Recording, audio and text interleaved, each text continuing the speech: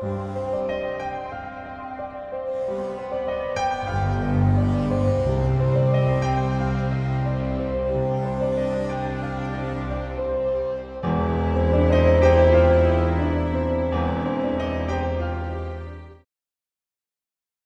latín, las brujas eran denominadas maleficae singular malefica, término que se utilizó para designarlas en Europa durante toda la Edad Media y gran parte de la Edad Moderna. Términos aproximadamente equivalentes en otras lenguas, aunque con diferentes connotaciones, son el inglés witch, el italiano estrega, el alemán hexe y el francés sorciere. Esta última palabra, femenino de sorcier, deriva del latín vulgar sortiarius que literalmente significa hablador de suertes o parlachín de suertes. Y del latín clásico sors, sortis que primero señalaba un procedimiento de clarividencia, y luego significaba destino o suerte. La palabra española bruja es de etimología dudosa, posiblemente prerromana ibérica, del mismo origen que el portugués y gallego bruxa y el catalán bruixa. La primera aparición documentada de la palabra, en su forma bruxa, data de finales del siglo XIII. En 1396 se encuentra la palabra broxa, en aragonés, en las ordinaciones y paramientos de Barbastro. Carmelo Horizon Tolosana considera que el origen de la palabra puede encontrarse en el área pirenaica. En Gascuña y Bearn era también corriente el uso de una palabra etimológicamente relacionada, brouche. Debe tenerse en cuenta que en esta época el Languedoc y la Corona de Aragón eran áreas culturalmente muy relacionadas. El término inglés witch tiene un origen más controvertido, aunque posiblemente deriva del radical huid de origen tanto celta como germánico. En el País Vasco y en Navarra se utilizó también el término sorgin barra sorgin barra en su pronunciación en español, y en Galicia, la voz mega. Satán tuvo sus sacerdotes, que fueron los brujos. Y el rey de los infiernos también tuvo sus sacerdotisas, que fueron las brujas. Pero como consecuencia que solamente los hombres eran admitidos en el servicio del Señor, las mujeres, excluidas del mismo, se sintieron más atraídas hacia su rival oscuro, que terminó acogiéndolas preferentemente y en mayor número. Incluso llegó a decirse que había 1000 brujas por cada brujo. Con toda claridad esta afirmación constituía una exageración manifiesta, pero seguramente la proporción de las mujeres, en la muchedumbre que se afanaba en la adoración del macho cabrío, superaba en mucho a la de los hombres. La caza de brujas conoció dos etapas álgidas. La primera entre 1480 y 1520, y la segunda entre 1560 y 1650. No obstante lo señalado, corresponde aclarar que la imagen estereotipada de las brujas se fue conformando poco a poco entre los años 1400 y 1450, y que las últimas persecuciones y los últimos procesos recién concluyeron hacia el fin del siglo XVIII y principios del siglo XIX.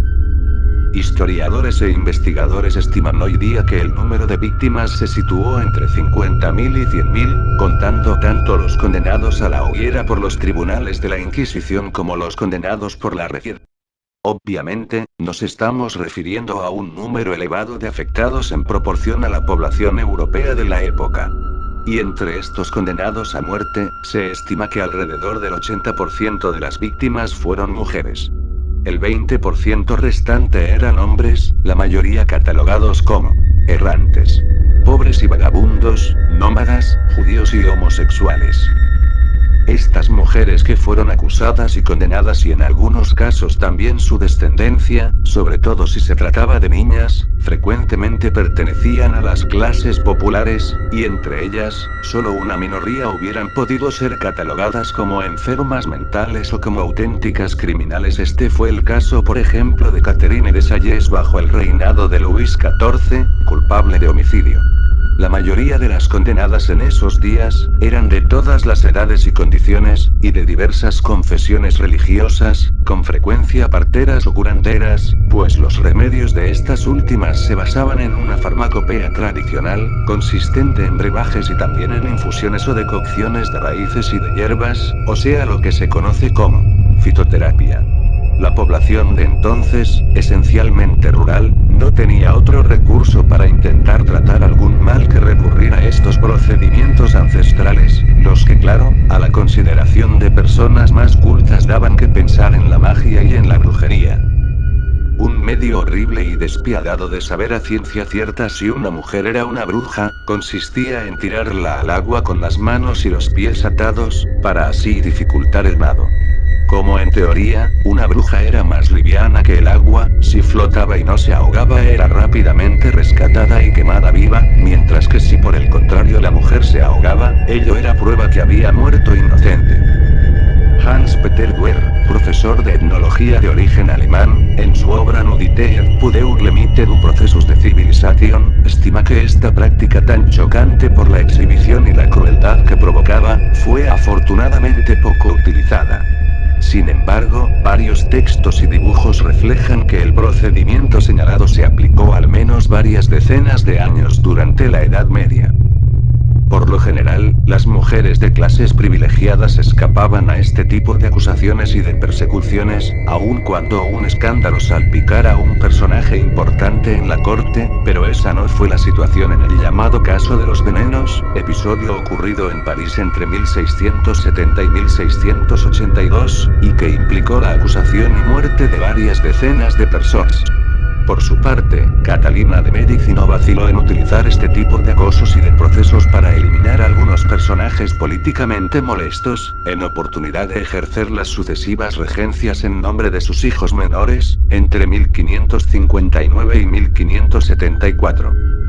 La creencia en las brujas y los procesos de brujas realmente comenzaron a ponerse en duda en forma más o menos generalizada a partir del fin del siglo XVII.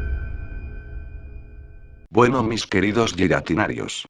Espero que esta historia detrás de la leyenda les haya gustado. Por favor, compartan. Suscríbanse. Dejen un like y comenten. Hasta la próxima.